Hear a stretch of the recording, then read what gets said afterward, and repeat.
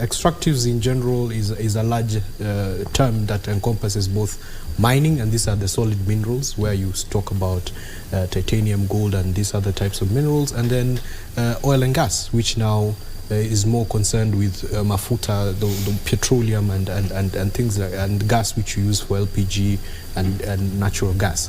The Kenyan mining sector is one of the oldest. In fact, we are older than oil and gas.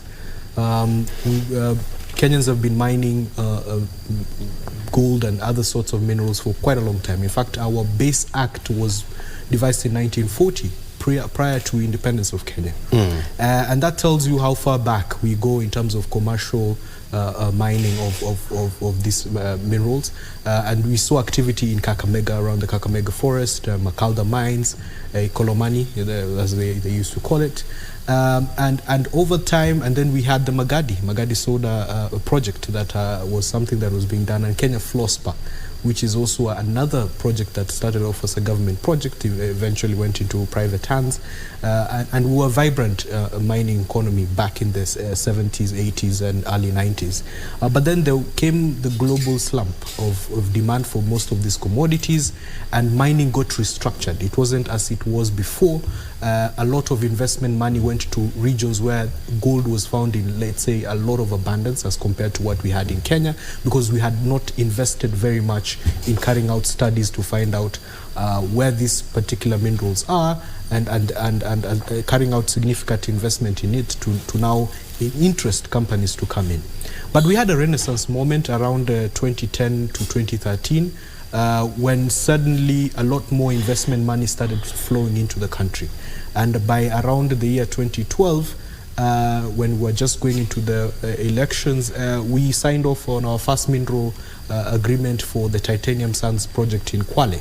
And O'Brien, since that moment, and it was $600 million investment, it was the largest at the time in the country. There was nothing as big as that. What happened is that we saw the country completely shift in how it was looked at in the global map. We became a large exporter of minerals in the country, and this has benefited the country for quite a while. The people of Kwale right now are receiving a check of almost 300 million to one community. This is within a ward. So you can imagine how that community is receiving that kind of check size because of the mineral activity that has been happening in the area. Now, could we have done more? Yes, we attempted to do a lot more. In the year 2013, with the wisdom of the previous president, Uhuru Kenyatta, and the current president, William Ruto, they came up with the idea to actually segregate a particular ministry of mining. And that's when the focus came in. And with it, we started to really invite investors to come into the country. And then we came to discover we had a lot more potential than we were selling ourselves for. And one of those was also the big project that has been touted for years, the Mrima Hill project in Kwale, that is meant to be for rare earths, and it was valued at the time of almost $1 trillion. So $1 trillion. $1 trillion. So it was quite a big number, and that's of course, more than 1,000 times the size of the Kenyan economy. And it is a huge number, and with that came about the question. We had a small problem there. The issuing of licensing on that particular aspect became problematic, and the license was cancelled. We went into arbitration, but right now Kenya has the right, because Kenya won that particular case, and now we have the right to actually extract those minerals. Now, what has taken us so long and why we have not been able to do much more? One is that as a country, we did not invest much more on data acquisition.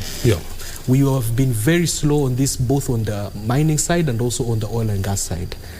We've been very dependent on foreigners to come and do this on our behalf. To remedy this, the government came up with a project called the Airborne Geophysical Survey. It was meant to be done by the Chinese, but the government felt it was better we do it on our own. And for the past 2 years, there was some activity done around the Airborne Geophysical Survey. However, in as much as that has been done, the results have not yet been released. And because of that, also Kenya went into a slowdown in terms of issuance of licenses. In 2019, licensing was frozen in the country. 2019? 2019. That's about 3 years ago. That's 3 years ago. So for the last 3 years, literally the only people, there are almost around 4 operators who are actually working with valid licenses in the country. Everyone else is left at the gate waiting for the moment to be able to be given the green light to carry out either further exploration on the areas of gold or any other minerals out there. And time is lapsing. Most of these licenses are coming to an end because licenses are issued between a period of 2 to 3 years. So literally most of these licenses will be expiring and nothing has been done about it.